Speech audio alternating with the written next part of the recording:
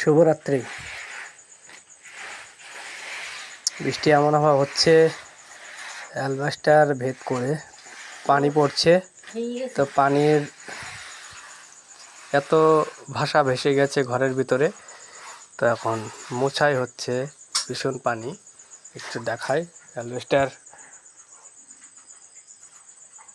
এই যে সব বইছে পানি, সব পানি বইছে, কিন্তু ঘরের ভিতরে একাকার হয়ে গেছে। এই যে সব পানি, চারি সাইডে কিন্তু পানি পড়ছে, ঘরের ভিতরে কিন্তু পুরোই পানি।